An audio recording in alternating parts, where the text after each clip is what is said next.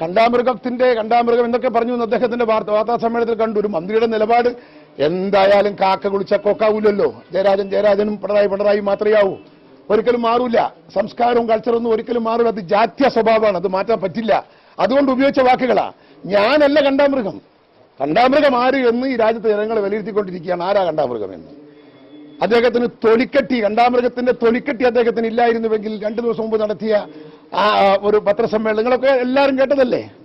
എന്താ Cassius clay എന്ന ഈ ലോകത്ത് ഏറ്റവും വലിയ പ്രതിപാദനനായ ബോക്സിംഗ് രംഗത്തെ അധികായനായ കൊച്ചുകുട്ടികൾക്ക് പോലും അറിയാവുന്ന കാഷ്യസ് ക്ലേ എന്ന മുഹമ്മദ് അലി, മുഹമ്മദ് മരിച്ചപ്പോ അദ്ദേഹം കേരളത്തിലെ അത്ലറ്റാണ് എന്ന മട്ടിൽ ഗോൾഡ് മെഡൽ നേടിയതിന്റെ പുരാണം പറഞ്ഞ നാണം കെട്ട ഒരു മന്ത്രി, അതും കായിക മന്ത്രി.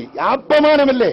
പിണറായി വിജയന് ഇത്തിരി ഒരു അഡ്മിനിസ്ട്രേറ്റീവ് കപ്പാസിറ്റിയും ഒരു തിങ്കിങ്ങും ഒരു വിഷനും ഉണ്ടെങ്കിൽ ഇങ്ങനെ ഒരു വിവരം കെട്ട ഒരാളെ ക്യാബിനറ്റിൽ രണ്ടാമനായും ഒരു കായിക മന്ത്രിയായും വെക്കുമോ? അറ്റ്ലീസ്റ്റ് അദ്ദേഹം കായിക മന്ത്രി പദമെങ്കിലും രാജിവെക്കണ്ടേ? അദ്ദേഹത്തെ മാറ്റണ്ടേ? അത്രയും വിവരക്കേട് വിളമ്പിയ തൊലിക്കെട്ടി അദ്ദേഹത്തിനായി. എനിക്ക് ആ തൊലിക്കെട്ടിയൊന്നുമില്ല.